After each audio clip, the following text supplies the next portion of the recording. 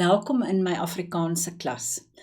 Ons is besig met die afdeling luister en praat. So dit is die twee belangrike dinge waarvoor jy jou moet regmaak.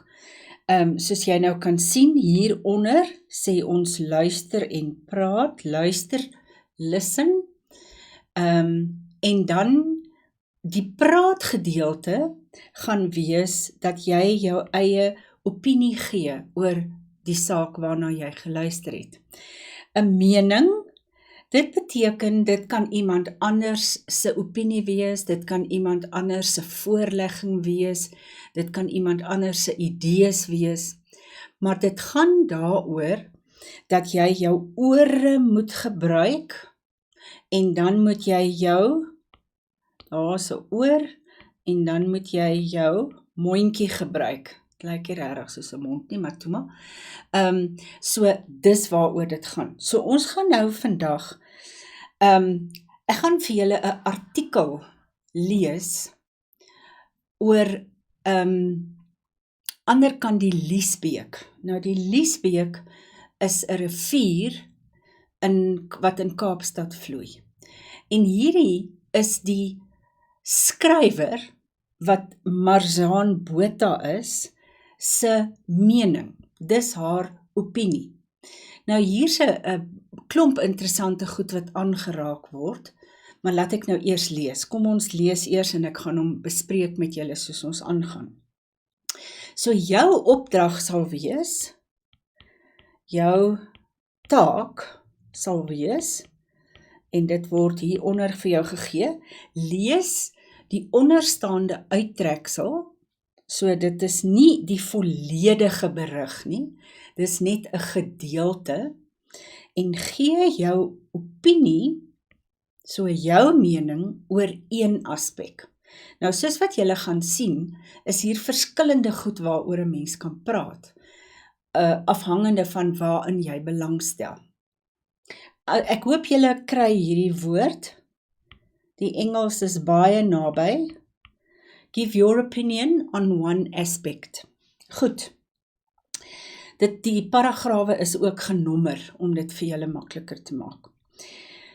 Die suidelike voorstad van Mowbray was eens op 'n tyd bekend as Driekoppen.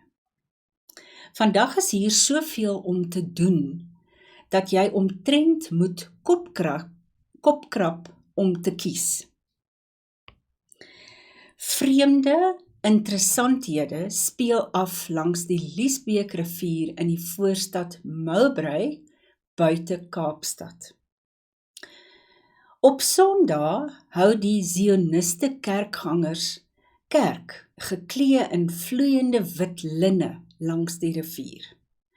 Die hengelaars bid dat die vis byt, tromspelers slaan hulle tromme ritmies, en die rastas rook hulle zol. Dit voel skoon soos 'n heilige affære hier langs die samekoms van die Liesbeek en die Swart rivier met haar riete moeras. Jare gelede het die Khoikhoi ook graag hier by die rivier met hul vee, meestal beeste, vertoef. Maar verbrokkelende verhoudings en 'n oorlog met die vryburgers, en julle kan nou daar sien, dit was in 1660, het hulle uit hierdie gebied verdring. Terloops, vroeër vanjaar moes die oprigting van die voorgenome hoofkwartier van die tegnoreus Amazon hier langs die Liesbeek gestaak word. Lede van die Khoikhoi groepe het die Hooggeregshof genader, omdat hulle glo die ontwikkeling op hulle kulturele gemeenskapsgrond druis in teen al hulle beginsels. Hoe dit ook al sy, die klein suidelike voorstad van Mowbray het nog altyd 'n wrede en tog vooruitstrewende geskiedenis gehad.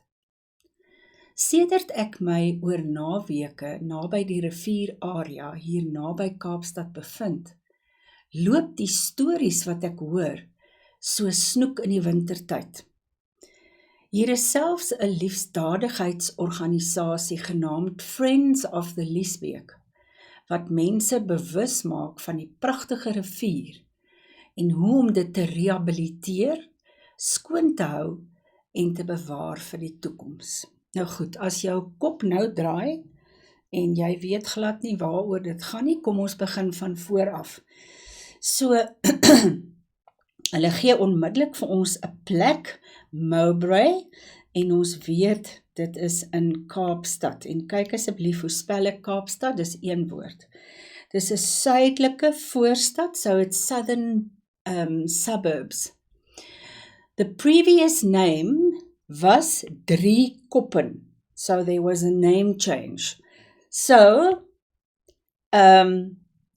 ons kan dadelik dit op ons lysie sit as iets waaroor jy kan gesels.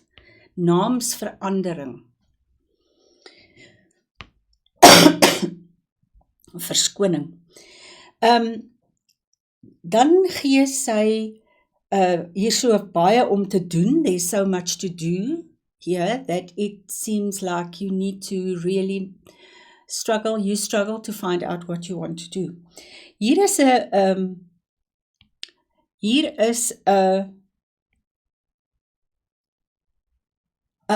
idioom of 'n idiomatiese uitdrukking dat jy moet kopkrap om te kies. Goed, so hier is ons volgende een. Die gebruik van idiome in jou toespraak of jou praatjie of daar's nog 'n onderwerp wat ons oor kan gesels. Okay, kom ons gaan aan. Dan praat sy in paragraaf 2 oor strange interessanthede, interesting things. Now, just quickly bear with me. You know the word interessant, né? And you know that you need to spell that correctly. Een rok, 2 skoene. One dress, 2 shoes. That's how you remember that. The fact that they've added this suffix, hede, changed this from an adjective, changed it to a noun. Interessanthede. Speel af langs die Liesbeek rivier. So she refers to all the interesting things that happens along this river that she's observed. And now in paragraph 3, she tells us what she observes. On a Sunday, ek hoop julle weet wat 'n Sondag is in Afrikaans, die Zioniste kerkgangers, so everybody that belongs to the Zionist church, they usually dressed in these vloeiende wit linne, flowing white linen. So that's the one thing that she sees, people attending church next to the river. There are fishermen, hengelaars. So, interessant, die woord bid, wat sy gebruik. The fishermen pray that they will catch fish. The churchgoers obviously also pray. Die tromspelers slaan hulle tromme ritmies. So the drummers are playing their drums rhythmically. And die rastas, you all know what rastas are, I hope you do, rook hulle zol. So they are smoking their weed. And then she refers to all of these things. Dit voel skoon soos 'n heilige affære. So if you think about it, the churchgoers, that is something holy. If you talk to any proper fisherman, fishing is really like a religion. And if we think about the Rastas, what they believe in is also their religion. So it's an interesting comparison. Né? Sy maak hier 'n comparison. Sy maak hier 'n vergelyking. Sy praat hier van die 2 riviere. Hier is 'n interessante woord. Ek wil net gou-gou vir julle wys. Hoe sou jy dit afbreek? How would you break this down that it makes sense to you? So we're going to break it down into syllables. Rietemoeras. If you battle with an Afrikaans word or how to pronounce it, just remember, what you see, you have to say. So every sound that you see have to be pronounced. Rietemoeras. Reeds in this river, and it's wet and it's muddy, but the reeds are growing. That's what they're trying to convey. Jare gelede. So what does that mean? What tense are we talking here? Past tense, né? Het, there's the other one. Koi koi, ook graag hier by die rivier, met hul vee. Vee is skape, bokke en beeste. So sheep, goats and cattle. Vertoef means to stay or to stay and rest a bit. Maar verbrokkelende verhoudings. Now this is a big word. Verbrokkelende. 'n brok, as jy sê, die kind is 'n bedorwe brok, né? It means it's a in that sense it's referring to a child that's really been spoiled. 'n brok is ook 'n stukkie. So verbrokkelende verhoudings is deteriorating relationships. Now, if you know anything about the history of the early years in the Cape, the Khoikhoi and the people of Jan van Riebeeck really didn't sit well along the same fires, and eventually the Khoikhoi people were, they moved away. Now this next paragraph, okay, sorry, I'm forgetting. So what can we find here? We can talk about inheemse kerke. We can talk about visvang. You can give your opinion on visvang. I know what my husband would say. You can give your opinion on rastas. You can give your opinion on... okay, we'll come back. There's so much more. Okay. We can also talk about the Khoi.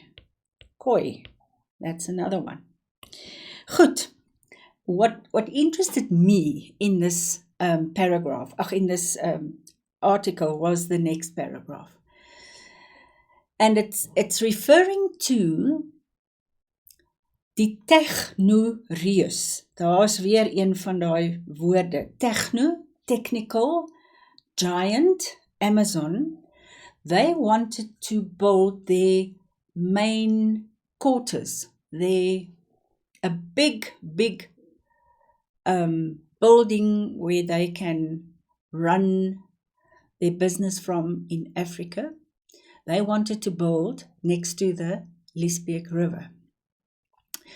And these Khoikhoi people went to court, Hooggeregshof, and they stopped this whole development because they say the ground where it's going to happen is a cultural community grounds.